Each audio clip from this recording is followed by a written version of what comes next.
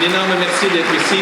Donc, sans plus tarder, je vais vous présenter celui qui, à mon sens, de tous les grands chefs historiques du mouvement souverainiste, est le plus grand. On a l'immense honneur d'avoir avec nous ce soir M. Jacques Parizeau.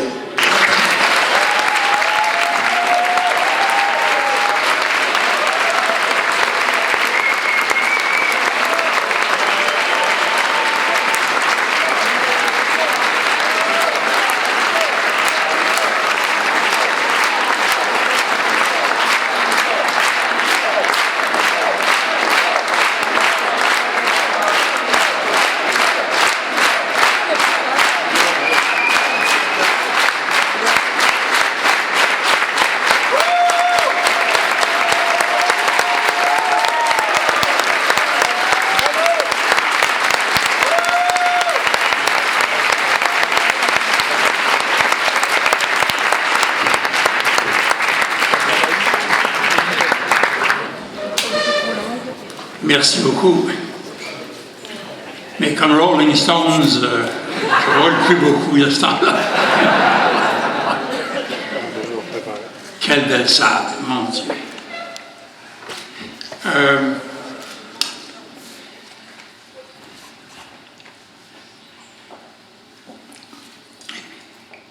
Ce soir, un peu comme on vous l'a indiqué, je vais me livrer à une sorte d'exercice pédagogique, oui. D'abord, il y a mon âge qui justifie ça. Puis le temps que j'ai passé dans le mouvement souverainiste. Il y a un mois, ça a fait 40 ans. J'ai passé à travers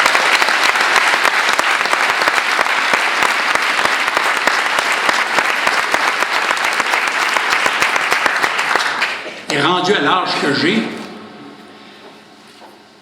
il est clair que je suis en mesure de tirer là, un certain nombre de leçons de ce qui s'est passé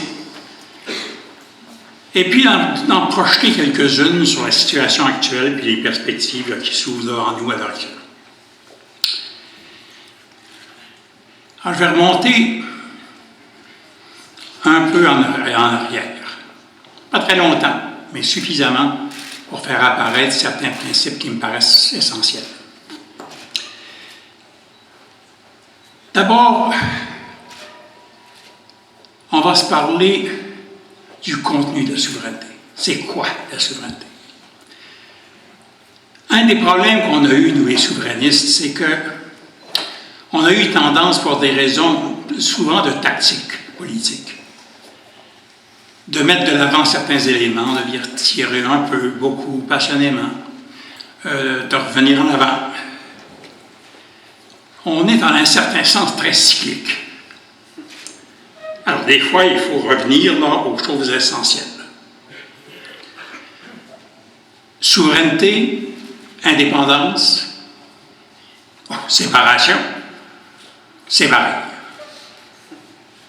Ça désigne exactement la même chose. Sauf qu'il y a des termes qui sont plus faciles à faire passer que d'autres. La souveraineté passe mieux dans les sondages que l'indépendance. Et quant à la séparation, si ça pouvait tomber comme la température en bas de zéro,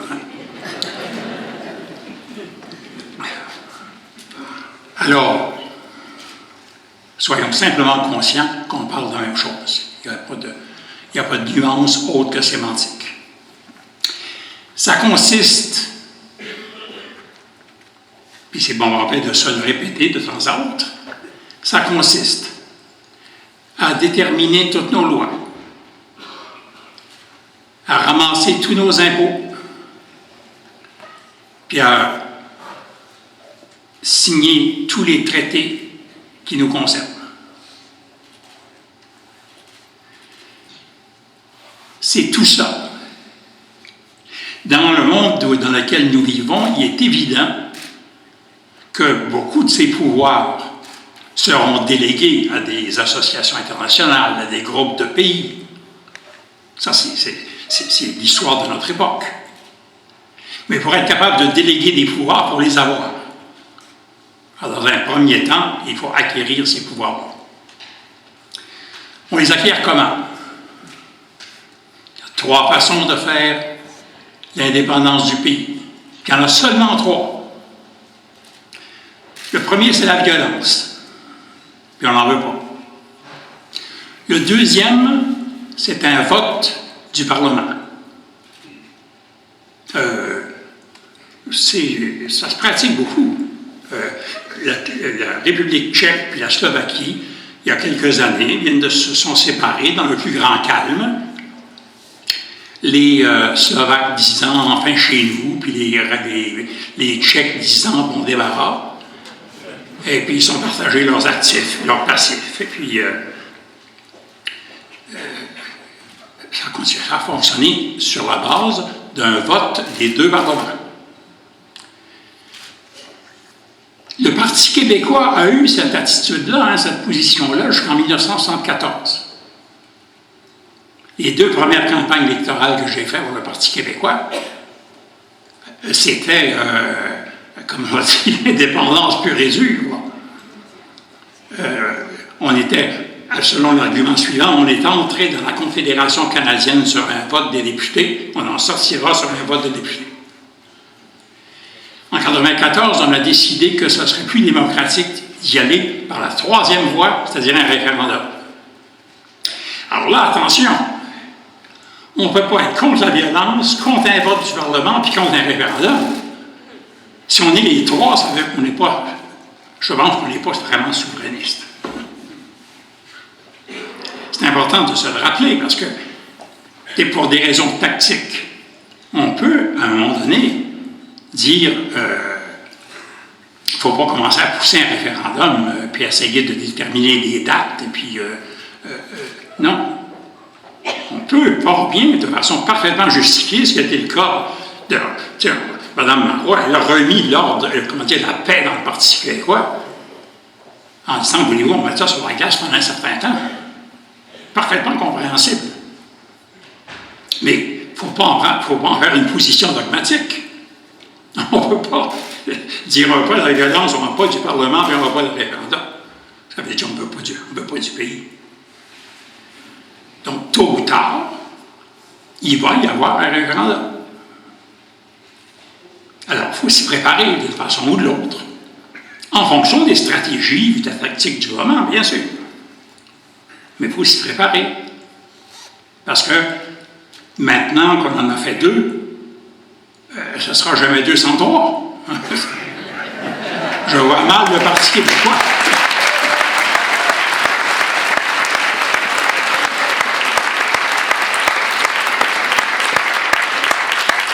Ça peut paraître élémentaire, ce que je dis là, mais des fois, il faut se mettre devant des vérités élémentaires comme celle-là. Il ne faut pas jouer avec l'opinion publique. Les gens devinent tout de suite quand on cherche à jouer avec eux. Il y a une sagesse dans l'opinion publique qu'il ne faut jamais, jamais escompter. Ça étant dit, je vais aborder maintenant ce qu'on pourrait appeler les leçons du premier épisode. Le premier épisode, c'est celui de René Lévesque. René Lévesque va proposer son projet à une époque bien précise. C'est l'option Québec sort en 1967. C'est un monde qu'on a de la difficulté à reconstituer. Les droits de douane que les Américains imposent aux produits canadiens sont encore très élevés. Ils ont pas mal baissé grâce à GATT, mais ils restent encore très élevés. Et les droits de douane que les Canadiens imposent à l'égard des pays étrangers sont encore très élevés. S'il fallait que les Canadiens traitent les Québécois devenus indépendants comme ils traitent un pays étranger, le Québec se trouvait avec ses 2 principaux clients emmurés. C'était un risque qu'on ne pouvait pas prendre. Ouais, si on était moindrement responsable. D'où l'idée de souveraineté association. L'association, forcément, ça se négocie. Ça se joue à deux. Et donc, l'éveil va mettre, avec nous tous d'ailleurs, qui l'entourons, on a tous compris la même idée à cet égard. L'éveil va mettre un accent très fort pendant des années sur la souveraineté et l'association économique avec le reste du Canada, pour éviter le piège dont je viens de parler. On l'a tellement bien vendu, la souveraineté association, que dans l'esprit des gens, pas d'association, pas de souveraineté. Là, c'était inévitable, mais on s'ouvrait à nous-mêmes une sorte de piège. Il suffirait de pas mal de déclarations venant d'Ottawa ou des autres provinces canadiennes en disant « Vous pourrez voter comme vous voudrez, mais pas d'association », pour que les gens immédiatement concluent par leur pas de souveraineté. C'est un peu ça qui explique le résultat de 1980. Parce que l'idée de l'indépendance du Québec est partie vraiment comme un feu de prairie. 1970, 23% des voix, pris par un parti qui a 1 an. 73 élections suivantes, 31% des voix. Et avec 6 députés seulement, on devient l'opposition officielle.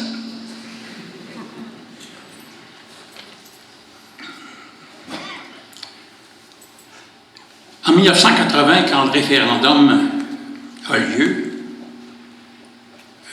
on va voir défiler les premiers ministres des provinces à Montréal disant si je vais vous séparer, on n'achètera plus vos vêtements, on n'achètera plus vos chaussures.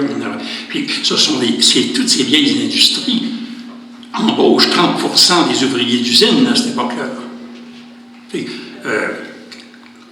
Chaussures, meubles, vêtements, textiles, c'est 30% de tous les ouvriers d'usine au Québec. Ça a un effet dur sur la population. Et c'est ça qui explique qu'en dépit de l'enthousiasme des gens, la prudence fait en sorte qu'un bon nombre vont reculer et que ça va être 60% de non. On va tirer la leçon de ça. La campagne électorale, la campagne référendaire suivante, celle de 1995, et toute la préparation des années qui précèdent vont être marquées par ça. Plus jamais laisser de poignée aux Canadiens à l'égard de notre projet collectif. Ça explique bien des choses. Par exemple, l'appui immédiat donné par le Parti québécois au libre-échange avec les États-Unis. Il n'y aura pas de débat entre les libéraux et le Parti québécois, entre M. Bourassa et moi. Aucun. On va faire la campagne en faveur du libre-échange ensemble. Il y a des avantages économiques, parce qu'au Québec, les filiales de sociétés américaines sont beaucoup moins importantes relativement qu'en Ontario. Alors, évidemment, en Ontario, on ne sait pas si les succursales vont rester, et on est très inquiet. En fait, M. Peterson, le premier ministre, menace d'amener M. Mulroney devant les tribunaux pour l'empêcher de signer. Au Québec, c'est pas ça. Beaucoup de PME voient des tas d'avantages à ouvrir le marché américain. Ça, les libéraux le voient. Nous aussi. Mais nous, à part ça, on a des idées derrière la tête. À partir du moment où il y a une zone de libre-échange en Amérique du Nord, les Américains, il y a des règles dans une zone de libre-échange. Les partis ne peuvent pas faire ce qu'ils veulent. C'est des traités signés, ça. On mettait les Américains dans la situation de protéger les souverainistes québécois contre la mauvaise humeur des Canadiens anglais. Vous dire qu'ils ont aimé ça serait exagéré, mais ça a marché. Là, à partir du moment où on lui disait « on ne va pas acheter vos vêtements, on ne va pas acheter », on disait « d'accord, on va faire ça aux États-Unis ». Le marché est ouvert. L'argument idiot d'un certain nombre d'Albertains nous disant on ne vous vendra plus notre bœuf. Écoutez, vous n'êtes pas le seul endroit en Amérique du Nord où il y a du bœuf. Ça changeait complètement la perspective. La monnaie. Qu'est-ce qu'on a pu faire dans au début à la fin des années 70, au début des années 80, avec la pièce à l'évêque? Une monnaie québécoise plongée comme ça. Et finalement, ça faisait peur aux gens. On disait, mais dans quelle monnaie vous allez rembourser vos hypothèques? Ça prenait. Là, on a décidé, une fois pour toutes, qu'on garderait le dollar canadien. Et cette décision-là, je pense qu'elle est inévitable dans notre monde d'aujourd'hui. En ce sens que les mouvements de capitaux à très, très court terme, quand je veux dire à très court terme, je veux dire des capitaux qui sont placés pour une journée. À certains jours, ces capitaux-là représentent 30 ou 40 fois la valeur des transactions commerciales du même jour. C'est comme de l'eau dans la cale d'un bateau. Le bateau devient versant. Alors, chercher à lancer une nouvelle monnaie dans le monde d'aujourd'hui, qui est dans un monde hostile de part ça, c'est vrai qu'on abandonnait un instrument important, celui de l'autonomie monétaire, mais d'autre part, on évitait quelque chose qui aboutissait nécessairement à une catastrophe. À partir du moment où on disait on garde le dollar canadien, l'argument monétaire, il disparaissait. Si les Canadiens anglais commençaient à nous attaquer pour cette décision-là, ils se tiraient dans le pied eux-mêmes. C'est leur dollar qui faisait tomber. Ça a calmé le jeu pas mal. D'autre part, la monnaie, on nous a dit, à certains moments, de façon assez intense, la querelle était assez forte dans les journaux. Mais vous allez voir, on va vous empêcher d'utiliser le dollar canadien. Vous, les Québécois, on va vous empêcher de le faire. Alors, on a dit, oh yeah, essayez. C'est le dollar canadien, vous ne pouvez pas les exproprier. Ce n'est pas une dette des Québécois à l'égard du Canada, c'est un actif. Vous ne pouvez pas y toucher à cet actif-là. Ils ont regardé ça. Il y a eu des analyses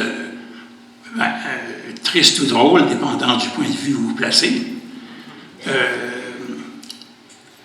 Ils sont arrivés finalement, les spécialistes de ces choses-là, à la conclusion suivante. Oui, on pourrait empêcher le Québec d'utiliser le dollar canadien, mais ça présenterait beaucoup de contrôles. Un de ces contrôles-là, imaginez, consistait à empêcher les Canadiens d'utiliser leur carte de crédit à l'étranger. On rentrait dans des folies douces. Alors, comme le disait Alain Dubuc dans la presse à cette époque-là, fin du débat monétaire. Toujours la même idée, pas de poignée. On disait, mais il y a une foule de gens qui n'accepteront pas la citoyenneté québécoise. Alors, ils vont l'avoir automatiquement.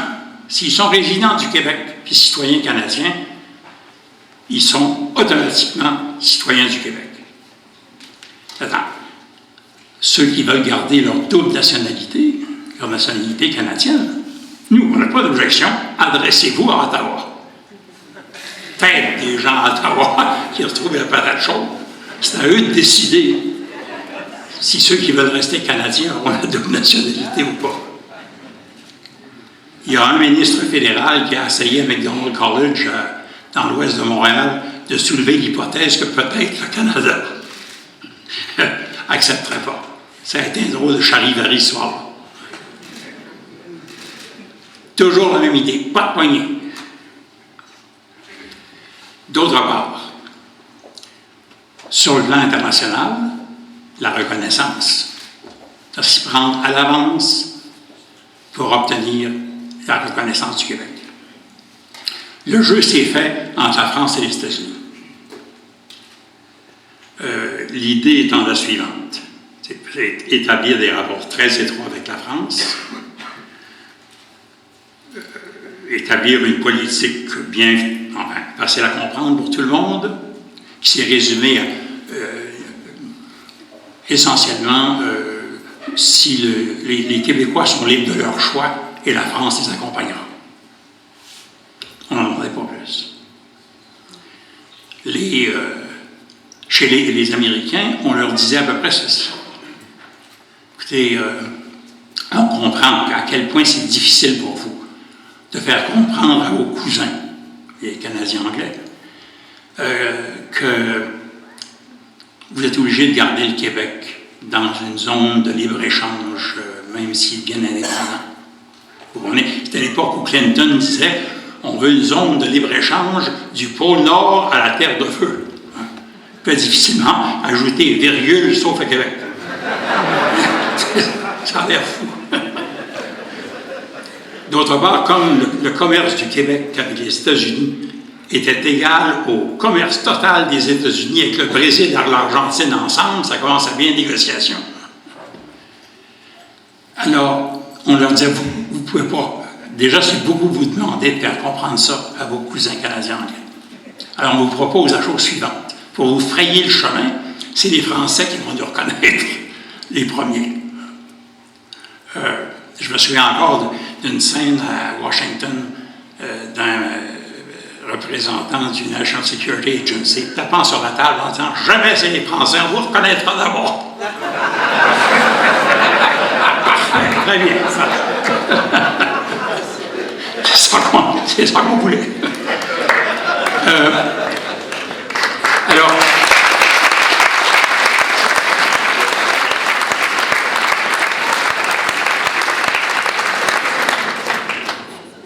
Alors, c'est ça qui fait que la question de 95, vous voyez, c'est plus négocier, c'est réaliser.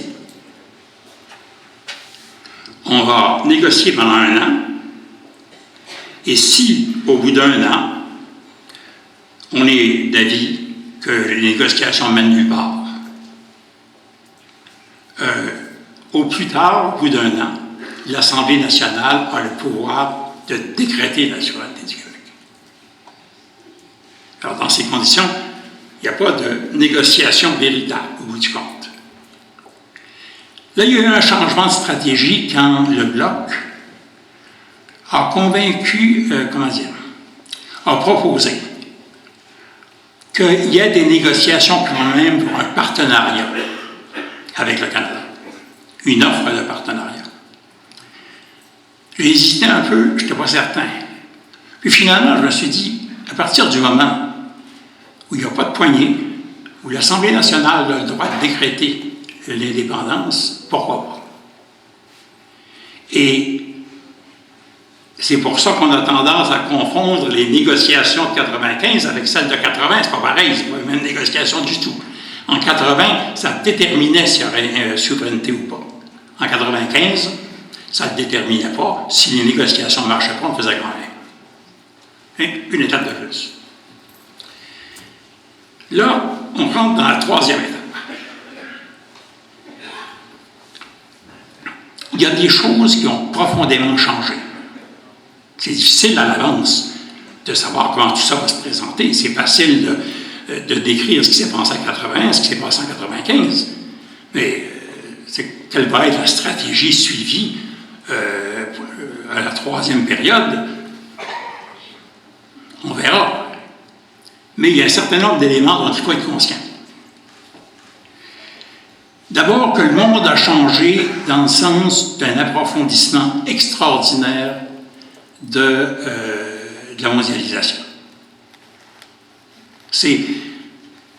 Écoutez, pour vous donner une image du changement que ça représente, quand j'ai pris le pouvoir en septembre 1994, 15 jours après, mon attaché de presse rentre dans mon bureau et me dit « Monsieur Parizeau, le gouvernement de Québec n'est pas sur Internet. »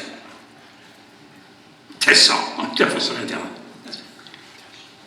On cherchait à construire une autoroute de l'information, puis on s'était rendu compte qu'elle existait déjà, puis ça s'appelait Internet. On part de là, hein, 15 ans, 17 ans, il faut mesurer pardon, qu'est-ce que je racontais?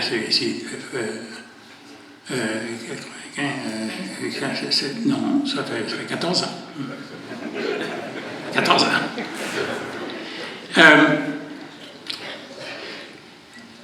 Cette extension de la mondialisation change complètement les données, là. Vous voyez, on ne définit plus une économie, un pays par son économie. L'extension du libre-échange, il y a deux choses dans la mondialisation. Il y a le libre-échange puis les communications instantanées. C'est ça, les deux choses. Le libre-échange a fait en sorte que ça n'a pas seulement aboli les frontières, mais ça a changé quasiment la définition de l'indépendance. Il y avait une économie canadienne, encore jusqu'à il n'y a pas si longtemps. L'économie canadienne avait été construite par des chemins de fer d'abord, puis des lignes aériennes est-ouest, puis un droit de douane le long de la frontière pour faire en sorte que les produits ou les services circulent d'est en ouest plutôt que nord-sud. Et tout à coup, tout ça disparaît. Et il n'y a plus de frontières économiques, droit de douane. Et puis, tout le commerce commence à s'orienter nord-sud plutôt qu'est-ouest. Sur le plan économique, le Canada, c'est un cul-de-sac. Ça ne veut rien dire. Ça ne veut pas dire grand-chose. Oui, sur le plan réglementaire encore, les règlements des gardes des banques, des choses comme ça. Mais dans l'ensemble, l'économie ne définit plus le Canada. Et c'est vrai de la plupart des pays.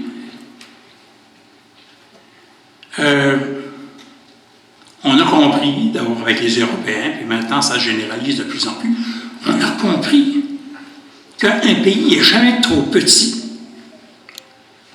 pour être prospère. L'important, c'est qu'il surveille la productivité de ses entreprises, qu'ils soient capables d'exporter. C'est ça le vrai test économique.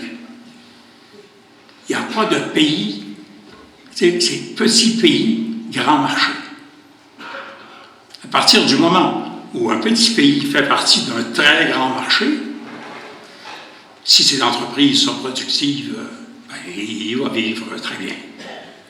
Dans ce sens-là, il n'y a plus d'objection économique à ce qu'il y ait une république libre de cette île.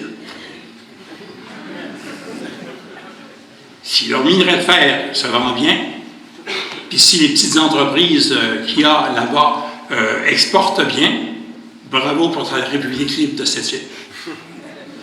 Pourquoi ils ne viennent pas de République? Encore une fois, pas à cause de l'économie. Ils deviennent un pays, ils ne sont pas un pays parce qu'ils n'ont pas de culture propre. Ce qui définit un pays aujourd'hui, c'est la culture dans le sens le plus large du terme. La langue, la culture au sens strict, les institutions d'enseignement, les institutions politiques, le système social.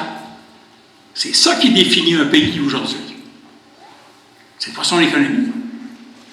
C'est pour ça qu'il ne faut pas s'étonner que chaque peuple, chaque nation qui se sent un peuple ou une nation, cherche à devenir un pays véritable, un pays indépendant. Et c'est la raison pour laquelle il n'y a pas de moins en moins de pays, à cause des regroupements économiques, il n'y a pas de moins en moins de pays, il y en a de plus en plus. Boutros Ghali, l'ancien secrétaire général des Nations Unies, a fait scandale à Montréal, justement en 1995, je pense, quand il avait dit une conférence à l'Université McGill, mais il ne faudra pas s'étonner que d'ici l'an 2000, il y ait 200 membres des Nations Unies. Il s'est trompé de 4 ou 5. Et ça continue. Quand le Québec va devenir un pays indépendant, je vous assure, il ne sera pas prématuré.